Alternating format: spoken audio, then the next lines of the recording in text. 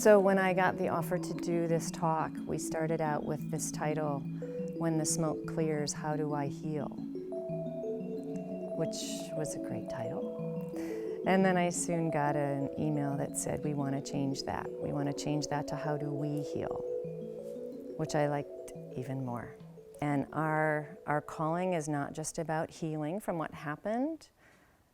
It's healing from what happened. It's preparing for it to happen again, and creating policies and organizations and support so that we can heal again if it happens. Another way to think about this is this idea using the meal metaphor, digesting what we have experienced, being whole in that, so that when something happens, we can experience it, we can feel it, we can move through it.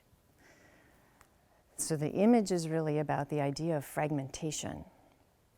So all of us have this existential reality, this existential vulnerability, which is that we are born and we are going to love and be loved, and we're going to lose. We can't escape that. When we're little, we experience things that are really intense. And if we can't experience that, we end up pushing it away, which is really quite phenomenal in our experience as human beings. We're resilient. We have defenses that can help us not face something that we are unable to feel. But now as we grow, those defenses might not work for us anymore. So part of our job is to go back and get these fragmented parts of ourselves and digest them from an adult perspective. We're bigger now, we have more wisdom. So going back, gathering these different parts of ourselves and being willing to face the pain. So I love this quote, pain is not pathology. Pain is just expected, right? So pain isn't pathology, it's actually something that we're gonna face. The pathology or the illness happens when we fragment and we try to keep moving forward in our lives, not being whole.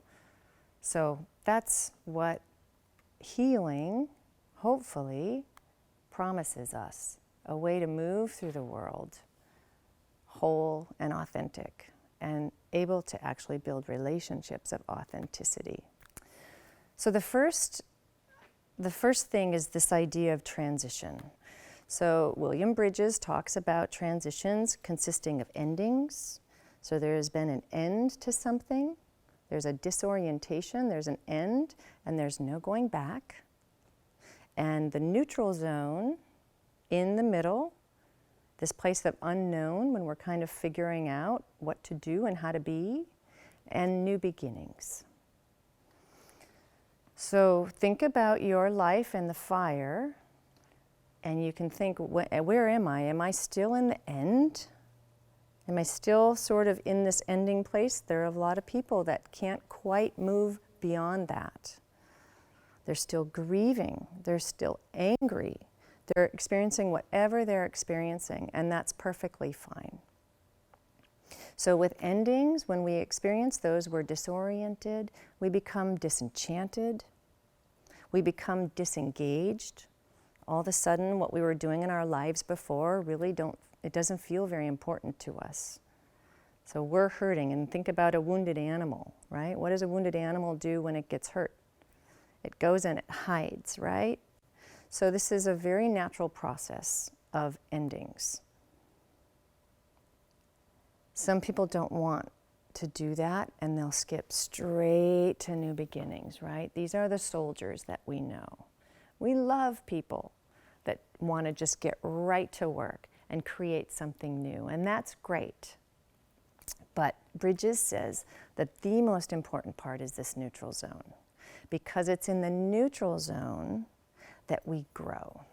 It's in the neutral zone that we heal. It's in the neutral zone that we actually discover who we are. So if you think about it, if our life is oriented around the outside world, and we're just doing the same thing every day, we're in habit, we're in routine, we can just be on automatic pilot, right? Between kids, church, work, home, hobby, you can just find yourself in doing the same thing over and over and over. And the brain does that well, right? We talk about in our brains what fires together, wires together. So we can get in habits really quickly. So when we have a loss and we have something either that's been pulled out of our lives, right? So if you know chaos and complexity theory, our lives are very complex. We have a lot of different things that we're doing. And our life rotates around these strange attractors, they're called. It's the church, the work, the family, whatever. So if one of those attractors gets pulled out, then our energy that's been in a patterned way of being becomes chaotic. We don't know where to focus. We can also move into chaos by having an attractor, something new come in. Think about it, a new child, or you're moving, or anything, right? So something new can come in and we don't quite know what to do, but it calls us to be more awake. So we're not just in our habits. So this neutral zone is a very rich time. We get to discover who we are when things around us are changing. We get to have the consistent experience of ourself and get to know ourselves. So self-care, for example, is a really positive thing to be doing in this neutral zone. It's one of the things we can control when we feel very out of control. And the longer we're in that neutral zone, which is very uncomfortable for many people and very uncomfortable for our society, people want to know what's next, what are you doing? After you graduate from college, what's your job, right? We have a really hard time with ambiguity. And that's what the whole neutral zone is about. So if we can stretch that out, Bridges says the new beginning that we're going to create for ourselves is going to be a more natural extension of who we are. Does that make sense? So a great thing, I like to use the example of a relationship. So if you get out of a relationship, you can quickly get into another relationship. Or you cannot do that, and you can spend time with yourself. And you're going to probably grow and learn more about yourself and integrate whatever you learned about your last relationship. And the next relationship, it's going to be hopefully maybe a little bit different, right? But the point here is this is very, it's good. It's good to be in this neutral zone. It might not feel good, but if you can get support and if you can practice some self-care in this neutral zone, the new beginning is going to be a reflection of who you are. And Bridges says that this new beginning, it's a very subtle thing. It just kind of sneaks up on us. That's why it's not a solid line between the neutral zone and the new beginning. We just wake up one day and we realize, oh, I feel good again. I've been creating a new life and I'm there. So I lived in another country, in another culture, and that was very much the experience of one day just realizing, oh, I think I've got this, right? It had been happening over time, but the new beginning was there. So new beginnings are the reorientation. So from disorientation to reorientation.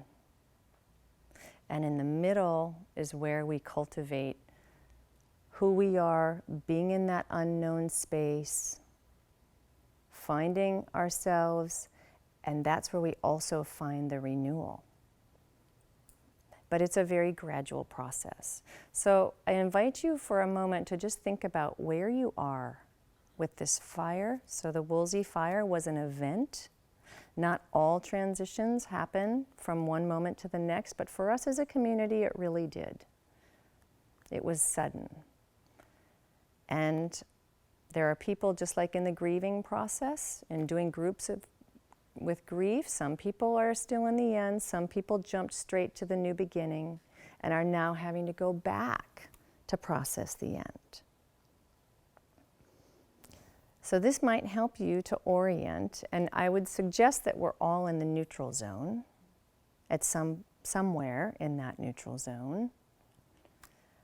But you can think about the ending. Did you actually process your ending? Have you processed the ending?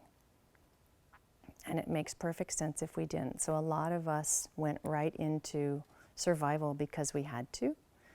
So you may be experiencing that grief and that trigger and going back and having those memories from the ending.